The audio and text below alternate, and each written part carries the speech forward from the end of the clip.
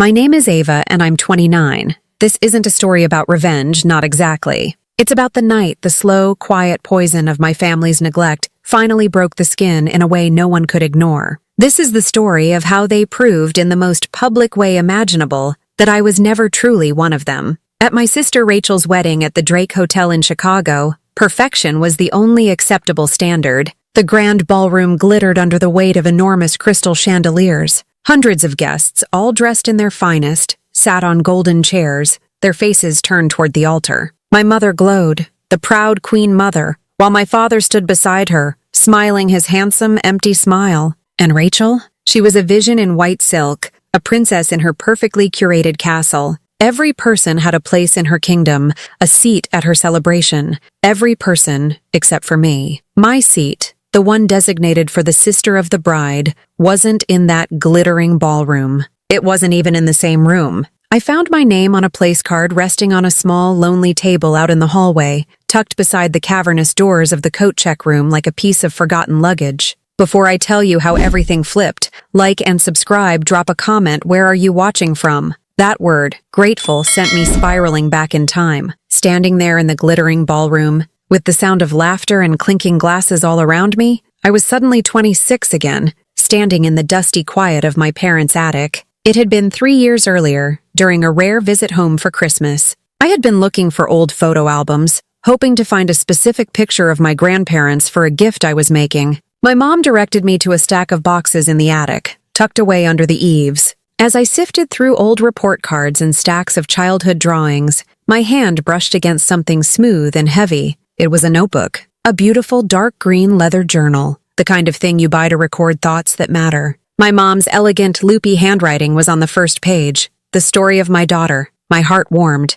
I had never known my mother to be the sentimental type. I smiled, imagining what she might have written about me. I pictured entries about my science fair projects, my quiet love for reading, my first trip away from home. I opened it eagerly. The first entry was dated the day my sister was born. October 12th, Rachel Ann Peterson arrived this morning. 10 fingers, 10 toes, and a cry that sounds like music. Robert and I are so in love. Our family is complete. I smiled, a little sad I wasn't in on the complete part, but I kept reading. The next pages were filled with Rachel. Rachel's first smile. It was meant just for me. Rachel's first steps. She toddled right into my arms. Rachel's first word, Mama. My heart is going to burst. Page after page, it was a meticulous, loving record of my sister's life. Her favorite foods as a toddler, bananas, but only if they were cut into perfect circles. The name of her imaginary friend in kindergarten, a squirrel named Squeaky. Her first heartbreak in middle school, a boy named Kevin who passed her a note and then took it back. My mom had recorded the color of Rachel's prom dress, periwinkle blue, the theme of her sweet 16 party, a masquerade ball, the exact words of praise her soccer coach gave her after she scored the winning goal. It was a shrine, a testament to a daughter who was seen, cherished, and documented. I kept flipping, my fingers moving faster and faster. I was born 2 years after Rachel. My section had to be coming up soon. I flipped past Rachel's high school graduation. I flipped past her college acceptance letters, her first real boyfriend, her first apartment. I reached the end of the notebook, my heart pounding a sick, heavy rhythm against my ribs. The last dozen pages were blank. There was not a single mention of me. Not one page, not one paragraph, not one line. My birth wasn't recorded. My first steps, my first words, my achievements, my heartbreaks. It was as if they had never happened. According to the story of my daughter, my mother only had one. I sat there on the dusty floor of the attic, the cold seeping through my jeans, and I felt a hollowness so profound it was hard to breathe. I had always known Rachel was the favorite.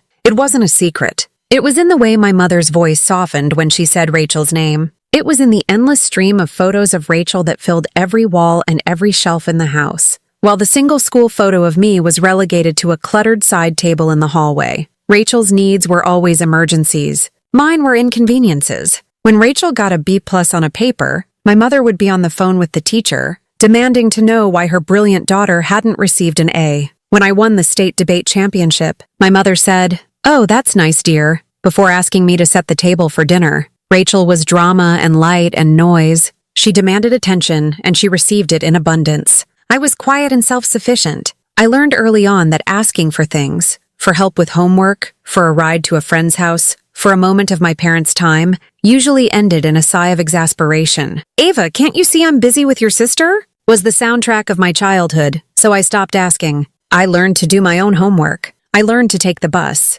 I learned to be independent. I thought I was making things easier for them. I thought I was being the good daughter, the low-maintenance one. I never realized that my independence wasn't a virtue to them. It was a release. It was their permission slip to forget I existed. My self-sufficiency was their excuse for neglect. I took the notebook downstairs. My mother was in the kitchen, humming along to the radio as she frosted Christmas cookies, each one a perfect festive shape. The air smelled of cinnamon and sugar. My hands were shaking as I placed the journal on the flour-dusted counter. "I found this in the attic," I said, my voice barely a whisper. I read it. She glanced at it, then back at her cookies, a placid smile on her face. "Oh, that old thing. I'd forgotten all about it. Why am I not in it?" The question felt like dragging broken glass from my throat. "You wrote down everything about Rachel. There's nothing about me." She finally stopped her work and looked at me. There was no remorse in her eyes, no shock, just a mild, dismissive surprise that I would even care. She wiped her hands on her apron and gave a little laugh, as if I were a silly child asking a ridiculous question.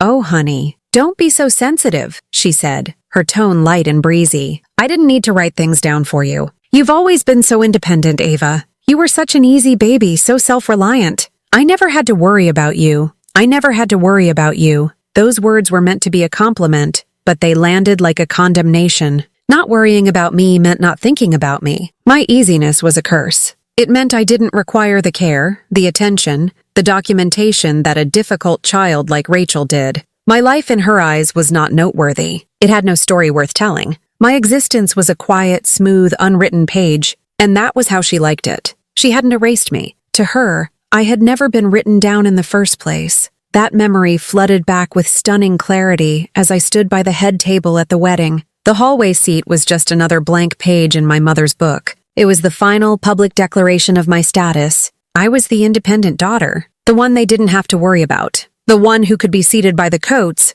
because I was strong enough to handle it. I was expected to sit there, smile politely, and be grateful. I looked at my mother, who had already turned her back to me, laughing at something the groom's father had said. I looked at my own father, sitting beside her, raising a glass of champagne, his face as placid and unreadable as ever. He had seen the seating arrangement. He had to have known, and he had said nothing. He had never said anything. His silence was not neutrality. It was complicity. It always had been. I felt a profound, chilling sense of loneliness, a loneliness so complete it was like being in a vacuum. I was surrounded by hundreds of people, by my own family, and I had never felt more invisible. The rational part of my brain, the part that had gotten me through 29 years of this, told me to walk away. It told me to go to my sad little chair in the hallway, wait until the cake was cut, and then slip out and fly back to my life in Denver, where I was a person who mattered. I could put this night in a box, label it more of the same, and store it in the attic of my mind with all the other slights and dismissals.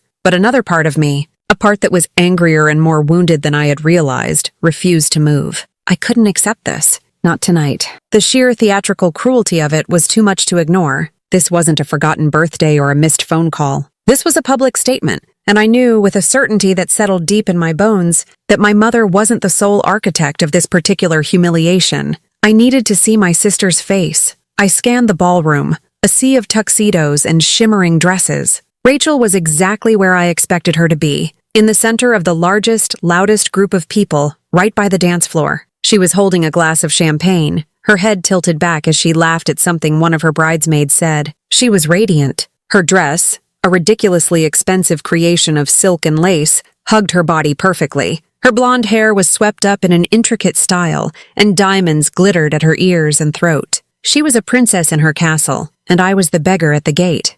A sliver of hope, the same stupid, stubborn hope from earlier, flickered inside me. Maybe she didn't know. Maybe Mom did this on her own and Rachel will be horrified. She'll fix it. It was a ridiculous thought, but I clung to it as I started across the room. Walking through that crowd felt like wading through thick mud. I felt like a ghost, a shadow slipping between tables of smiling, happy people who were celebrating a family I wasn't really a part of. The music was loud, a generic pop song that everyone seemed to love. I kept my eyes fixed on Rachel, the glowing center of this universe. As I got closer, I saw that her bridesmaids were the same clique of cruel, popular girls she had surrounded herself with since high school. They had the same hard, predatory smiles and the same dismissive eyes. They saw me coming and their chatter died down. One of them nudged Rachel. My sister turned, and her brilliant smile tightened into something more like a grimace when she saw me. "Ava," she said, her voice dripping with forced sweetness. "Everything okay? Can I talk to you for a second, Rachel?" I asked, keeping my own voice as steady as I could. In private, she rolled her eyes almost imperceptibly. "I'm a little busy right now, in case you hadn't noticed." She gestured around the grand ballroom as if to say, "This is all for me. It'll only take a moment," I insisted. With an exaggerated sigh, she handed her champagne to a bridesmaid. "Fine." She led me a few feet away, to a small alcove near a towering floral arrangement. We were partially hidden, but still in full view of half the room. It was a power move, a way of keeping me on her stage. "What is it, Ava?" she snapped, the sweetness gone now that we were out of immediate earshot of her friends. "Did you know?" I asked, the words coming out stark and plain. "Did you know that Mom and Dad sat me in the hallway?" For a second, she put on a brilliant performance. Her jaw dropped. Her blue eyes widened in theatrical shock. "What? No! Oh my God, Ava, that's horrible." "In the hallway? I'm so sorry. There must have been a mistake with the planner. Things have been so chaotic." She sounded so convincing. For a half second, my foolish heart leaped. She didn't know. She'll be angry. She'll fix it. But I had spent a lifetime watching her. I knew her tells. Her eyes were just a little too wide. Her voice was just a little too high. And there was a tension in her shoulders that betrayed her. I didn't let her off the hook. "It doesn't feel like a mistake, Rachel. It feels intentional." And that's when her mask didn't just slip. She ripped it off and threw it away. The fake horror vanished. The look in her eyes turned cold and flat. Her lips, which had been formed into a shocked O, curled slowly into a small, tight, satisfied smile. A smirk. It was tiny. It was subtle. Most people wouldn't have even noticed it, but I saw it. It was the same smirk she'd had on her face in 4th grade when she'd accidentally told our parents I had broken Mom's favorite vase, something she had done herself. It was the same smirk she'd worn in high school when she'd told my crush that I thought he was weird, effectively killing any chance I had. It was the smirk of victory, the smirk that said, "Yes, I did this, and you can't do anything about it.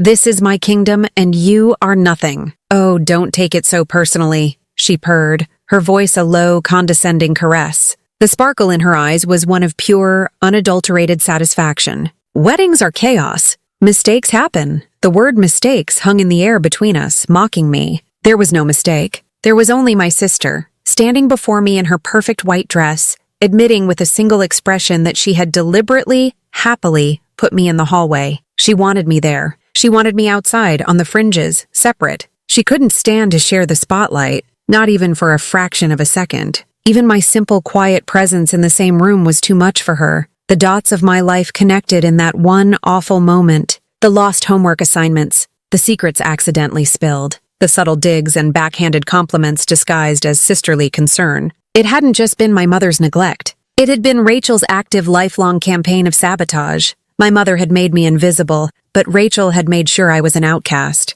They were a team. All the air went out of my lungs. The hope I had clung to died a swift, brutal death. There was nothing to fix. There was nothing to salvage. The sister I had always wished for, the one I had sometimes pretended I had, did not exist. There was only this cold, cruel stranger in a wedding dress. I didn't say anything else. There was nothing to say. I just stared at her, letting the truth of what she was sink in. She held my gaze, her smirk unwavering. She was daring me to make a scene, to yell, to cry. She was waiting for me to give her another victory. Another story she could tell her friends about her dramatic, difficult sister. I wouldn't give it to her. I turned my back on her perfect dress and her ugly, triumphant smirk, and I walked away. The sound of the band and the laughter of the guests seemed to fade into a dull roar. I felt numb, hollowed out. I had come here looking for a family and had found a conspiracy. As I moved through the crowd, feeling more alone than ever, I felt a pair of eyes on me. It wasn't the pitying glance of a relative or the curious stare of a stranger. It was something else, something steady and observant. As I walked away from Rachel, my body moving on autopilot, I felt like I was underwater. The world seemed distant and distorted. I was acutely aware of every smiling face, every clinking glass, every beat of the music. Each one felt like a small act of aggression, a reminder of the joy I was not allowed to feel. My only goal was to get back to the relative safety of the hallway without breaking down. The shame and hurt were so immense, I felt they might physically tear me apart. That's when I felt the gaze. It was different from the other looks I had received that night. It wasn't pitying, like my aunt's. It wasn't hostile, like my mother's. It wasn't triumphant, like Rachel's. It was calm, intelligent, and penetrating. I lifted my head, my eyes scanning the crowd until they landed on the source. Standing near the edge of the dance floor, partially obscured by a pillar, was a woman. She was tall and elegant, with silver-streaked dark hair pulled back in a chic twist. She wore a deep navy blue gown that was tasteful and stunningly simple. She held a glass of champagne, but she wasn't drinking it. She was just watching. I recognized her from the engagement photos. It was Celeste Morgan, Dominic's mother. Our eyes met across the crowded room. She had seen the whole exchange with Rachel. I knew it instantly. She had seen me approach my sister. She had seen Rachel's fake shock. And she had, I was certain, seen the smirk. My first instinct was to look away, to hide my humiliation. It was one thing for my family to see my pain. It was another for a stranger, the mother of the groom no less, to witness it so plainly. But I couldn't look away, because in her eyes I didn't see judgment or pity. I saw recognition. She didn't offer a sad smile or a sympathetic head tilt. She did something much more powerful. She held my gaze for a long moment, then slowly, deliberately, raised a single, perfectly sculpted eyebrow. It was a small, almost imperceptible gesture, but in that silent underwater world I was trapped in, it was a thunderclap. The raised brow wasn't a question. It was a statement. It said, I saw that. I understood that. I know exactly what that was. For the first time in my entire life, I felt seen. Truly seen. Someone outside the toxic bubble of my family had peered inside and understood the dynamic without me having to say a single word. Someone had witnessed the cruelty and acknowledged it as real. The relief was so sudden and so overwhelming that my knees felt weak. I wasn't crazy. The smirk was real. The malice was real. I hadn't imagined it. Celeste gave a slight, almost invisible nod, then gracefully turned her attention back to the room, as if the moment had never happened. But it had. That brief, silent exchange had forged a connection between us. An alliance I hadn't asked for but suddenly needed more than air. The shame that had been burning in my chest began to cool, replaced by something else. A slow-burning, righteous anger. The focus of my pain began to shift. It moved away from the internal question of what is wrong with me? Why don't they love me? And turned outward to the much clearer question, what is wrong with them? I found my way back to the hallway, but I didn't sit in the chair. I stood against the wall, leaning against the cool marble, and I watched the party from the doorway. My perspective had changed. I was no longer just a wounded daughter. I was a witness. I watched my father, Robert. He was at the head table, engaged in a conversation with one of Dominic's uncles. He was smiling his pleasant, empty smile, occasionally nodding. He looked happy. He looked proud. But he was a ghost. A man so terrified of his wife's disapproval that he had abdicated all responsibility as a parent to me. He had seen me relegated to the hallway. He had seen the empty spaces on the walls where my photos should have been. He had seen it all for years, and he had chosen silence. His silence wasn't peace. It was cowardice. I watched my mother, Margaret, as she flitted from table to table, the perfect hostess, the proud mother of the bride. She was charming and witty, accepting congratulations with a beaming smile. No one would ever guess that she had, just minutes before, told her other daughter to be grateful for a seat by the Coates. She was a master of appearances. Her entire life was a carefully curated exhibit, and I was the piece that didn't fit, so I had been moved into storage. And I watched Rachel. I watched her dance with Dominic, her new husband. She smiled up at him, her eyes full of what looked like adoration. She whispered in his ear and laughed. She was playing a part, and she was playing it brilliantly. The loving bride, the happy newlywed. But I had seen behind the curtain. I had seen the smirk. My gaze drifted back to Celeste. She, too, was watching the happy couple on the dance floor. But her expression was not one of motherly joy. It was analytical. She was watching her son, and she was watching the woman he had just married, and her face was a mask of cool, maternal concern.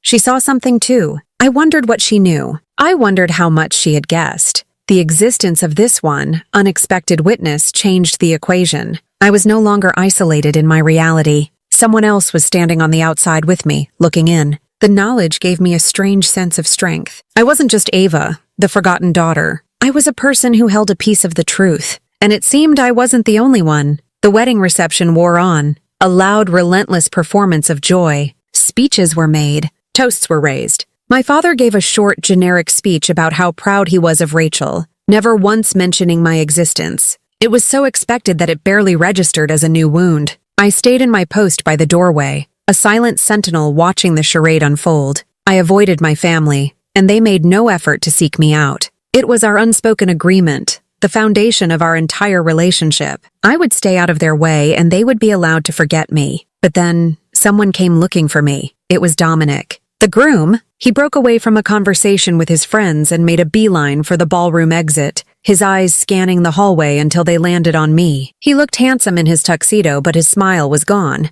Up close, I could see the strain around his eyes, the tightness in his jaw. This was not a happy man, Ava, he said, his voice low and serious. Can we talk for a minute? Somewhere quieter? I nodded, my heart starting to beat a little faster. I led him down the hallway, away from the noise of the reception, to a small empty sitting area near the hotel lobby. We sat in 2 plush armchairs under a dim lamp. He didn't waste time with small talk. I saw you, he said, looking me straight in the eye. I saw you by the coat check. I saw your seat. And I saw you talking to Rachel earlier. I saw her face. I just nodded, not knowing what to say. He ran a hand through his perfectly styled hair, messing it up. This whole day, something has felt wrong. My mom, Celeste, she's been quiet. Too quiet. She sees everything, and I've been trying to ignore it, but I can't. He leaned forward, his elbows on his knees, his voice dropping to a near whisper. Ava, you've known her your whole life. Does Rachel? Does she talk about me differently when I'm not around?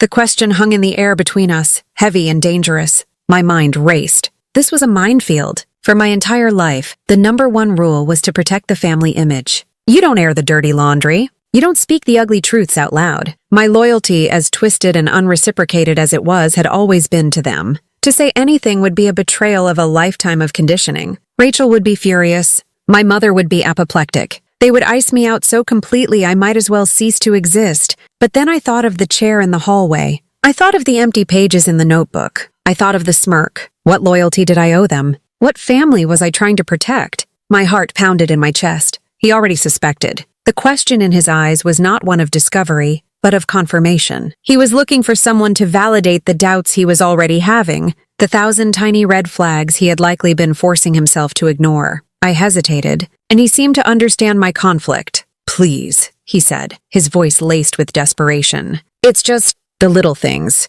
The way she talks about my family's business, she calls it our retirement plan and laughs like it's a joke. The way she gets a little too excited when I buy her something expensive. The way she treats waiters or hotel staff like they're invisible. And when I try to talk to her about you, she changes the subject. Or she says you're just jealous of her. It never felt right. He gave me a reason to trust him. He showed me he wasn't blind. He was just hoping he was wrong. He deserved to know who he had just promised his life to. I took a shaky breath. I wasn't going to unload 29 years of poison on him. I didn't need to. I just needed to give him a key. He could open the door himself. Dominic, I said, my voice quiet but clear. She wears a mask. He flinched, but he didn't look surprised. He just listened, his eyes locked on mine. The person she is with you, when she's on, is not the person she is behind closed doors, I continued. She can be different. She says things. I think you are seeing the real her in those little moments you mentioned. You just don't know her the way you think you do.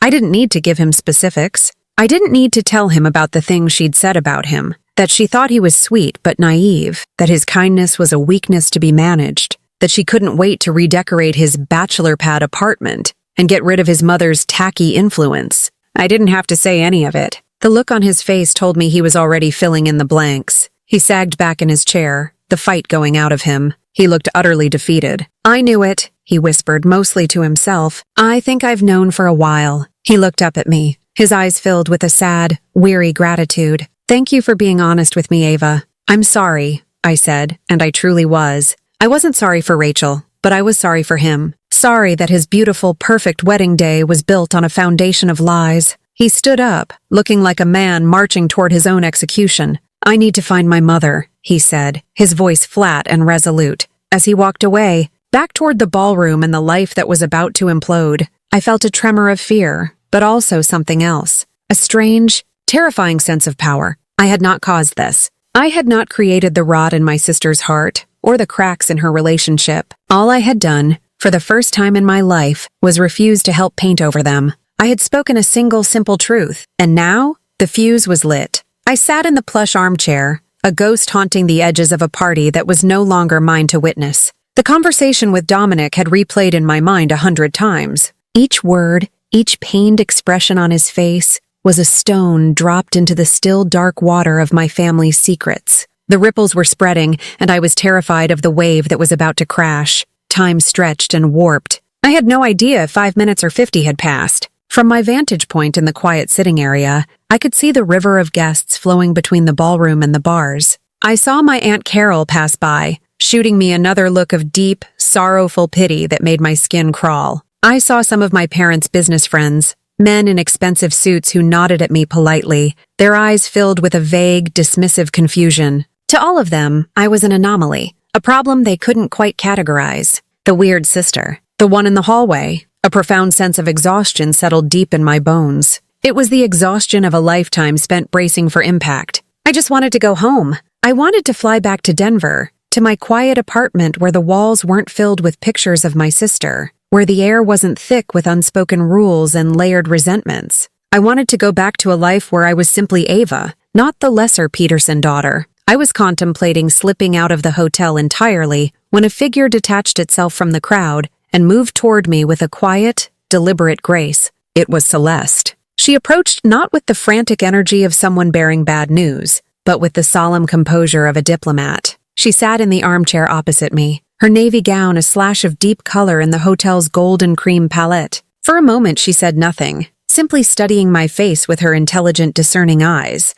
"Are you all right, Ava?" she asked, her voice low and even. I gave a small, humorless laugh. "I'm not sure what the right answer to that is. The honest one is always best," she replied, a faint, sad smile touching her lips. "I have found that life is much simpler, if not always easier, when one deals exclusively in the truth." "I'm tired," I admitted, the simple words feeling like a monumental confession. "I'm just so tired of all of it." "I can imagine," she said, and the genuine empathy in her voice was almost my undoing. It was a kindness I was completely unaccustomed to. "I want to thank you. What you did took a tremendous amount of courage." "I just answered a question," I mumbled, looking down at my hands. "No," she corrected gently. "You chose to honor my son's pain over your family's lies. That is the definition of courage." She paused, her gaze turning toward the distant ballroom. "I have been watching Rachel for the better part of a year now. I am a mother. My greatest hope is for my son to be happy, but I am also a businesswoman. I built a company from the ground up. I know how to read people. And Rachel? She has always felt like a hostile acquisition. The metaphor was so sharp, so precise, it took my breath away. That's exactly what this was. A takeover? I tried to talk to Dominic," Celeste continued, her voice tinged with regret. "But he was in love. Love is a form of blindness, and a mother's warnings often sound like jealousy. So I waited. And I watched. I saw the way her eyes would light up when he bought her jewelry, a light that wasn't there when he told her he loved her. I saw the way she treated the staff at my home, as if they were furniture. And I saw how she spoke of you." My head snapped up. "She spoke of me?" "Rarely," Celeste admitted, and always with a particular brand of dismissive pity. "Oh, Ava is just different. Very sensitive. She has a hard time being happy for me." She was poisoning the well, ensuring that if you ever did speak up, your words would be dismissed as the bitter ramblings of a jealous sister. It is a classic tactic of a manipulator. Discredit the witness before they ever take the stand. Everything she said resonated with a deep, painful truth. She had seen the entire dynamic, the invisible architecture of my family's dysfunction, from the outside. "Earlier tonight," Celeste said, shifting slightly in her chair, "I saw one of the bridesmaids, Chloe, standing by the bar. She was crying. It wasn't the happy, sentimental tears one expects at a wedding. She looked miserable. I remembered your face after you spoke with Rachel. I remembered the smirk, and I decided to take a chance." Celeste explained that she had approached Chloe not with accusations, but with concern. She'd said simply, "You look like a young woman with a heavy conscience." The girl had broken down. Chloe and Rachel had been friends since they were children, a friendship built on Rachel's terms, with Chloe always in the role of loyal sidekick. But over the past year, as the wedding approached, Rachel's behavior had escalated from casual narcissism to outright cruelty and greed. Chloe was disgusted, but she was also trapped. Afraid of Rachel's wrath, I told her, Celeste said, her voice turning firm, that a person's character is defined by what they do when they see something wrong. Silence is a choice. It is an endorsement. That was when Chloe had shown her the phone. As if on cue, Dominic appeared. He walked toward us, his face pale and grim. He had seen the screenshots. The look in his eyes was one of profound, soul-deep devastation. He didn't say a word, just sank into the sofa next to his mother's chair. "Show her," Celeste said softly. Dominic numbly handed me the phone. My own hands were shaking as I took it. The screen was bright in the dim hallway, and there, in black and white, was the unfiltered truth of my sister's soul. I read the texts about Dominic being a trainable pet, a means to an end. I felt a surge of protective anger on his behalf. I saw the cruel, dismissive words about Celeste, and I felt a hot flash of shame that this woman, who had shown me more kindness in one evening than my mother had in my entire life, had been subjected to such disrespect. And then I saw the conversation between Rachel and my mother. The words blurred through my tears. "What about your sister? Taken care of? She's in the hallway where she can't cause trouble. She knows her place. Good girl." A sound escaped my throat, a pained, guttural sob that I couldn't hold back. It was all there. The years of being pushed aside, of being told I was too sensitive, of being made to feel like an inconvenience in my own home. It wasn't a product of my imagination. It wasn't my own insecurity. It was a deliberate, calculated strategy, discussed and approved of between my mother and my sister. My place was a cage they had built for me, and they had congratulated each other for putting me in it. Dominic reached out, not to take the phone, but to steady my hand, which was trembling violently. His touch was gentle. We were two strangers bound together by the same betrayal. He was her husband. I was her sister. And to Rachel, we were both just obstacles to be managed, pawns in her game. He took the phone back and continued to scroll, his face hardening into a mask of cold fury with each new screenshot. There were texts about her plans to sell off his mother's art collection once they were married. There were texts mocking his friends. There was a long, detailed thread with her bridesmaids about how she was going to manipulate him into putting her name on the deed to his house before their first anniversary. It was a mountain of evidence, an avalanche of deceit. We sat there for what felt like an hour, the three of us, in a silent trinity of the betrayed. The distant music from the ballroom seemed to be coming from another planet, a world of joy and love and happy endings that no longer existed. The air in our small circle was thick and heavy, poisoned by the glowing screen in Dominic's hand. The truth hadn't just come out. It had arrived like a wrecking ball, demolishing everything in its path, and now we had to stand up and walk through the rubble. The silence that followed our review of the screenshots was heavier than any argument could ever be. It was the silence of a battlefield after the fighting is done,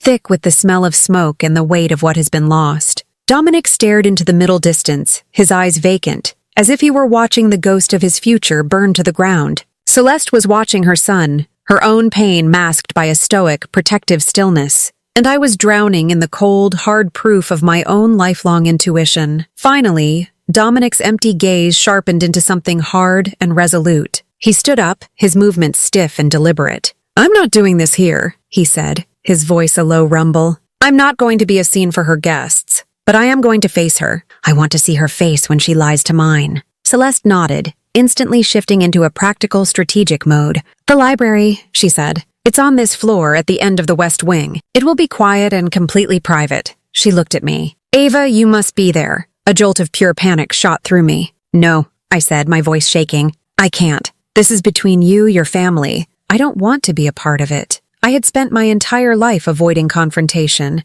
making myself small to keep the peace. The thought of being in a room with all of them, Rachel's rage, my mother's venom, my father's suffocating silence, was more than I could bear. "You are already a part of it." "Ava," Dominic said, his voice gentle but firm, "you've been a part of it longer than I have. She has victimized both of us. If I'm going to do this, I need you there. I need a witness who knows the truth." His words struck a chord. A witness. That's what Celeste's raised eyebrow had made me feel like. A witness to my own reality. How could I refuse to be the same for him? I took a shaky breath and gave a small, terrified nod. Celeste was already moving. She spoke quietly to a passing hotel employee, a man with a worried expression who seemed to understand from her tone that this was not a request to be questioned. Keys were procured. We were led down a quiet, carpeted hallway to a heavy oak door. The library was just as I had imagined it. Dark wood, the scent of old paper and leather, and a silence that felt sacred. It was the perfect stage for the ugly, sacrilegious scene that was about to unfold.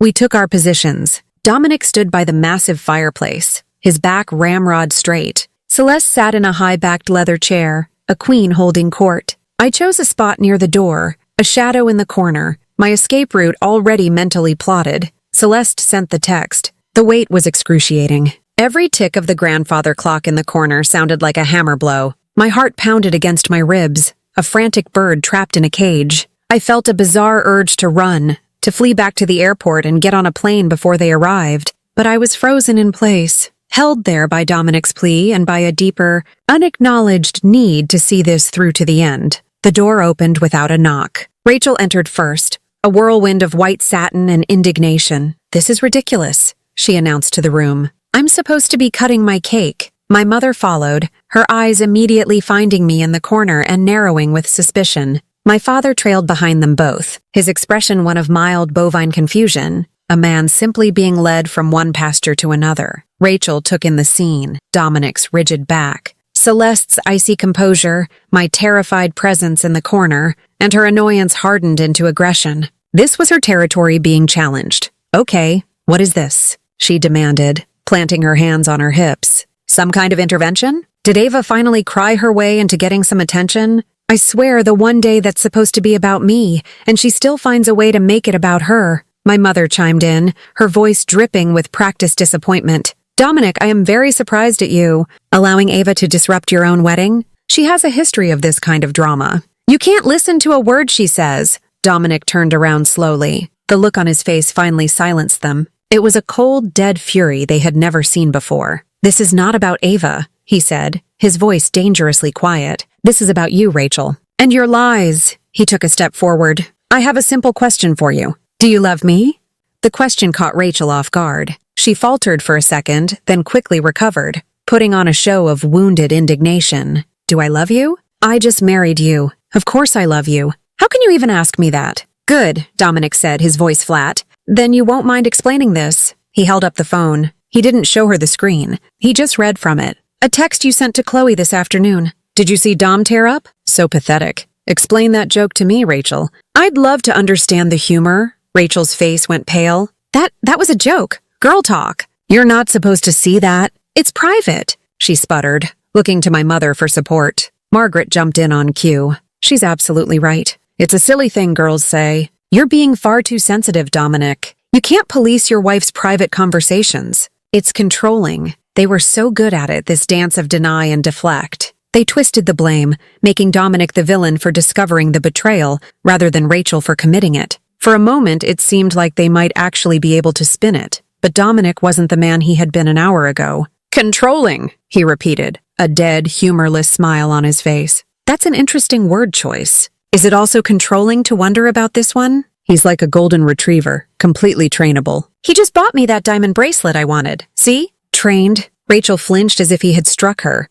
"You're taking that out of context. I was just excited about the gift." "Were you?" Dominic asked, his voice deathly soft. He took another step closer. "And what about my mother? What's the context for calling her an old witch who you can handle? What's the girl talk explanation for that, Rachel?" This time Rachel had no answer. She just stared at him, her mouth opening and closing silently. My mother looked at Celeste, a flicker of fear in her eyes. This was not going according to their script. They were losing control of the narrative. My mother tried a different tactic, turning the full force of her anger on me. "This is your fault," she hissed, pointing a finger at me. "You have poisoned them against her. You have always wanted to destroy this family." "The family?" Dominic's voice cut through her tirade like a whip. "Let's talk about the family, Margaret." He locked his eyes on my mother, and the look he gave her was one of pure contempt. "Let's talk about the texts between you and your daughter. The ones where you congratulate her for putting her own sister in the hallway. The ones where you discuss my family's finances as the security you've always wanted for Rachel."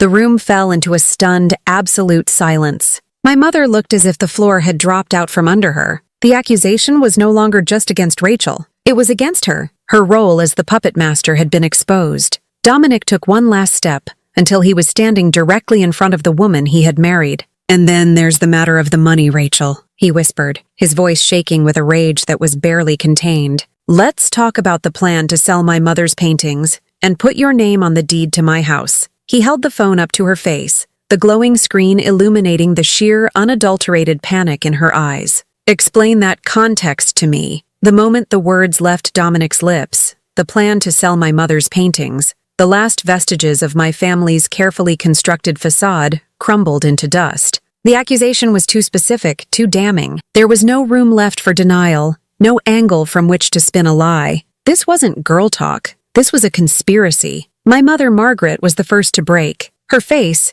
which had been a mask of indignant fury, collapsed into a canvas of pure, panicked desperation. "Every mother wants her daughter to be financially secure," she stammered, her voice rising in pitch. "That's all it was. We were just talking. Planning for the future. You can't fault a mother for wanting to protect her child. It's not a crime." Her words were a frantic flurry of excuses, each one weaker than the last. She was no longer the powerful matriarch controlling the scene. She was a cornered accomplice, implicated and exposed, and the sight was both pathetic and terrifying. But it was the next sound that truly shattered the room. A quiet, raspy clearing of a throat. All eyes turned to my father. He was no longer staring at the floor. He had lifted his head and he was looking at my mother, his wife of 3 decades. The vacant, confused expression was gone, replaced by one of profound, soul-deep weariness. He looked like a man who had been carrying an impossibly heavy weight for years and had finally decided to set it down. "Margaret, stop," he said. His voice wasn't loud, but it had an authority I had never heard from him before. It was the authority of a man who had nothing left to lose. "Just stop talking." He took a shuffling step forward into the center of the room. He looked at Dominic, then at Celeste. "I am sorry," he said, the words sounding rusty as if they hadn't been used in years. "For all of this. For what they did. For what I allowed." He turned his gaze to me, and for the first time he truly saw me. His eyes were filled with a lifetime of unspoken regret. "I saw it, Ava," he said, his voice cracking. "I saw it all. The notebook. The way your mother would praise Rachel for breathing and ignore you when you won awards. I saw how Rachel would subtly undermine you, how she enjoyed your sadness. I saw it and I did nothing. I said nothing." Tears began to stream down his face. "It was easier to be quiet," he confessed, his voice dropping to a whisper. "Easier than fighting with your mother. Easier than upsetting the balance. I told myself you were strong, that you didn't need me. But that was a lie. It was an excuse for my own cowardice.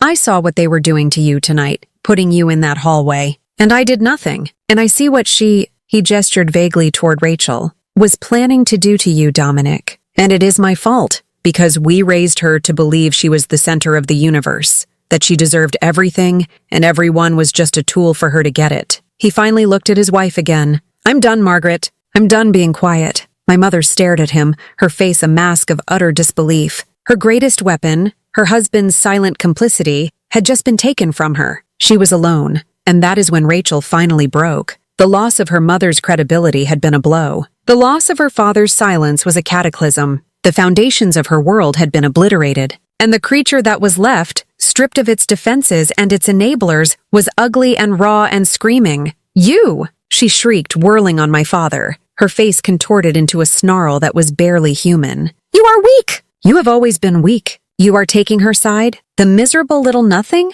After everything I did for this family, the reputation I was building, the money I was bringing in." She then turned on Dominic, her grief and panic mutating into a wild, desperate rage. She lunged at him, grabbing the lapels of his tuxedo. "You are not doing this," she screamed, her voice tearing. "You love me. We just got married. You can't throw this all away because of a few stupid texts. We can fix this. I can fix this." Dominic stood rigid, his face a mask of stone. He didn't flinch. He just looked down at her with cold, empty eyes. "Get your hands off me," he said, his voice devoid of all emotion. He unwrapped her fingers from his jacket, and the rejection sent her stumbling backward, her final hope extinguished. She turned the full, concentrated force of her hatred on me. "This is you," she hissed, stalking toward me in the corner. I shrank back against the bookshelf, my body trembling. "This was always your plan. You have been jealous of me since the day you were born. You couldn't get a man like Dominic. You couldn't have a wedding like this. You couldn't stand that I was happy and you were a pathetic, lonely little artist living in a sad little apartment in some loser city."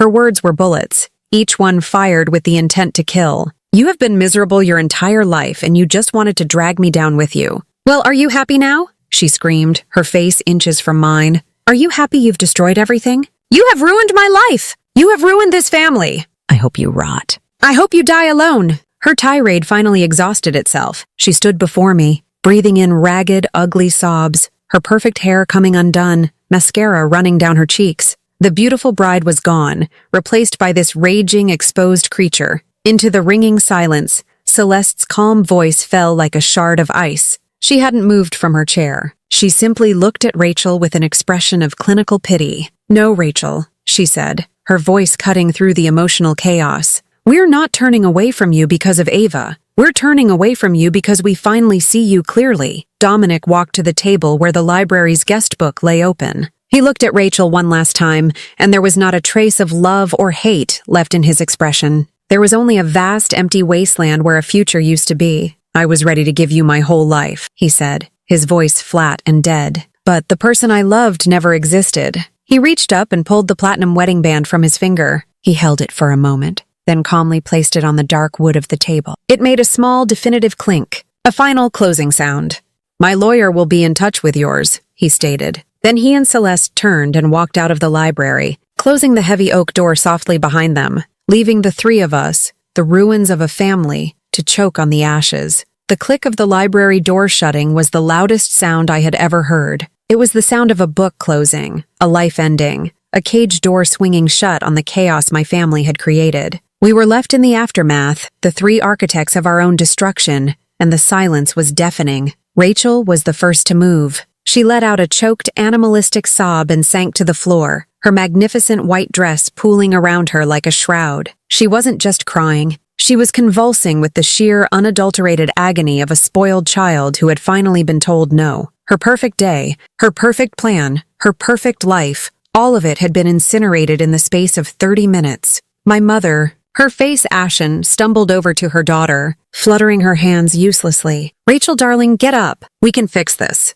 I'll talk to Celeste. I'll explain." It was all a misunderstanding. Her words were hollow, the desperate incantations of a leader whose power had vanished. She was trying to rebuild the fallen temple with dust. My father stood frozen by the fireplace, a statue of regret. He looked at the scene on the floor, at his wife and his favored daughter, and his face was a portrait of dawning horror, the face of a man realizing the true cost of his silence. Then my mother's frantic eyes landed on me. The desperation in her expression curdled back into its familiar shape. "Rage. You," she spat, her voice a low, venomous hiss. "Look what you've done. Are you happy now? Are you satisfied? You've destroyed your sister. You've destroyed this family. For my entire life, those words would have shattered me. I would have absorbed the blame, accepted the role of the destroyer, the troublemaker. My body was conditioned to flinch, to apologize, to retreat. But this time, something was different. I looked at the scene before me, the weeping narcissist, the frantic enabler, the broken coward, and I felt nothing but a profound, chilling distance. They were strangers. Their pain was a foreign language I no longer understood. I didn't defend myself. I didn't argue. I didn't list the decades of evidence that proved my innocence. My silence, I realized, was a language they would never understand, and therefore, a weapon they could never defeat. "Goodbye, Mother," I said, my voice as calm and steady as a frozen lake. I turned and walked toward the door. "Where are you going?" she shrieked after me. "You don't get to walk away. You come back here and fix what you did." I didn't look back. I opened the heavy oak door and stepped out into the hallway, closing it gently behind me, sealing them in with their wreckage. The walk back to the hotel lobby was a surreal journey through a parallel universe. As I passed the ballroom, the doors were open. The band was playing a lively cover of an old Motown song. Guests were laughing, dancing, drunk on champagne, and the illusion of a happy ending. No one knew that the bride and groom were gone, that the marriage was already over. The party, a massive, expensive machine of joy, was still running on fumes.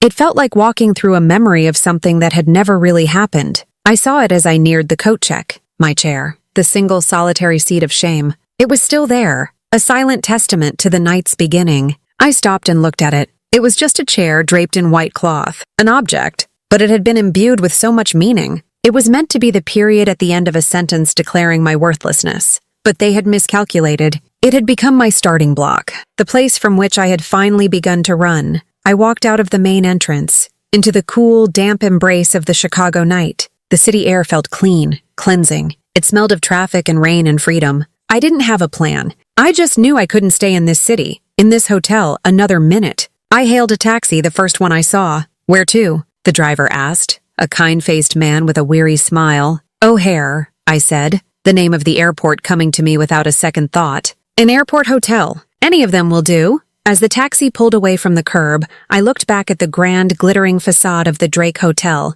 It looked like a palace from a fairy tale. But I knew what was inside. I knew about the rot in the beautiful rooms, the poison being served in the champagne flutes. The ride was quiet. I watched the city lights streak past the window, a river of gold and red. My mind was blessedly, miraculously blank. I wasn't reliving the confrontation. I wasn't thinking about my sister's tears or my mother's rage. I was simply moving, putting distance between the person I had been and the person I was about to become. I checked into a sterile, anonymous hotel near the airport. The room was beige and brown, utterly devoid of personality, and I had never been more grateful for a space. It was a blank slate. I dropped my clutch on the bed and walked over to the large window. In the distance, I could see the runways, the lights of planes taking off and landing, each one a small star returning to the sky. I took a long, hot shower, standing under the scalding water until my skin was red, as if I could wash the residue of my family off of me for good. I changed out of my forest green dress,